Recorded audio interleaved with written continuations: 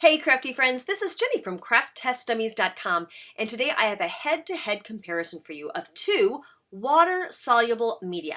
Today we're going to take a look at the Distress Crayons from Ranger and Faber-Castell Gelatos and take a look at how they look side by side.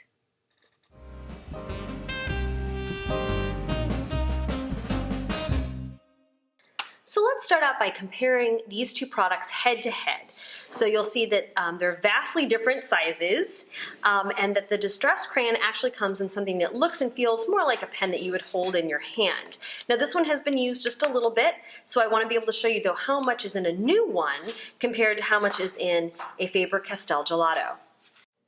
Okay, so now I've opened them up the whole way and you can see how much product there actually is in the Distress Crayon versus the amount of barrel that you get, and then the same thing here with the Gelato. And as you can see, you really only get a little bit more Distress Crayon product as far as length goes. But here's the difference. When you look at the actual width of the product, the diameter of what you get in the Gelato is significantly larger than what comes in the Distress Crayon. Okay, and so now what I want to do is just show you a little bit of a head-to-head, product-to-product demonstration. So the Distress Crayon glides on very, very smoothly. It feels like it has a lot of media and maybe, a moderate amount of pigment. Now when I put it down, I can drag my finger through it and you see it get a little bit of blending just with my finger, but not a whole lot. Once you put this material down, it kind of wants to stay put. Now when you use the Faber-Castell Gelato, I don't think it goes down as smoothly. It definitely feels denser or firmer. And when I use my finger, by the way, I'm going to choose a different finger, and you pull it through, you do get some blending, and actually it looks pretty similar. Let me show you what happens though when you use a wet paintbrush.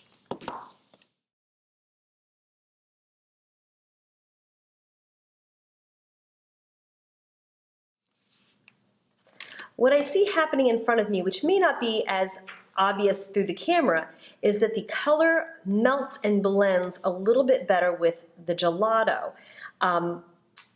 Here you see that it has moved a little bit, but it seems to move and lift more quickly with the Gelato. Let's take a look at another example. For this sample, I sprinkled water on both of the Distress and the Gelatos on watercolor paper, and then I let it sit a minute, and then I picked it up with a paper towel, and as you can see, the Gelatos lifted, but the Distress crayons didn't. And for this sample, I laid down the Distress and Gelatos products respectively, and then I moved them around with a baby wipe. And again, the Distress seemed to wipe away, which was interesting, and the Gelatos seemed to kind of smear and blend a little bit.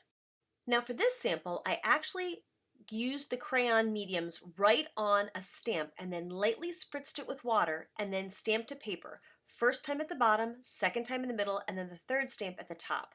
And as you can see, the Distress crayons really didn't have enough pigment to really make a good impression. For this sample, I actually wet down the paper and wet the tip of the Distress crayons and the Gelatos and then used them just like watercolor. Both blended really well, and I actually like the texture that I see in the Distress crayon sample. For this one, I put down the media and then laid a stencil over top and tried to rub it away gently with a baby wipe. Both had really good results. So here you can see how both the Distress crayons and the Gelatos look on a black surface. You really can tell the difference in the vibrancy with the Gelatos. It's just a lot brighter and the coverage is a lot better. I do think that that means that there's more pigment in the Gelato product. And in this last sample, I actually stamped on top of the products, and I used a tuxedo memento pad, and I got some smearing with the Distress crayons, but I didn't on the Gelatos. That just means that I haven't found the right stamp pad to stamp on top of Distress crayons yet.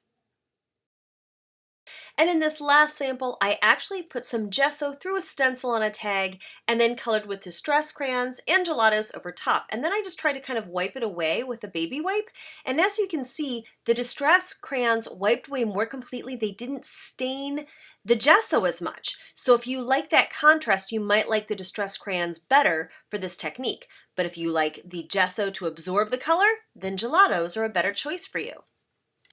Okay, so there's a lot of information here. I hope you found it helpful to kind of see them side by side. And I would say that my takeaway is pretty simple, that The benefit of the Distress Crayon is that it doesn't move as much when you add water. It is a little water reactive. It's great with that baby wipe technique, but it really does kind of sit still. And of course, the colors match the entire Distress line. And if you love Distress colors and you collect them, probably, you are going to find that you want these in your stash because it matches everything.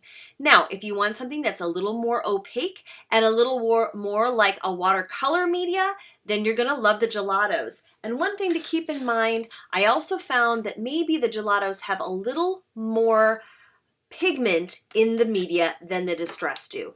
Across all of my different substrates, I really felt like there was more pigment in the Gelatos. So it's just information for you to have. Pick what's right for you. I'm not endorsing one or the other, but I just want you to have the information for your buying dollar. Thank you so much for watching. I hope you found this helpful and or informative.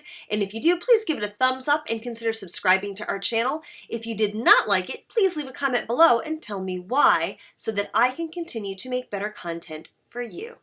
Thank you so much for watching and have a crafty day.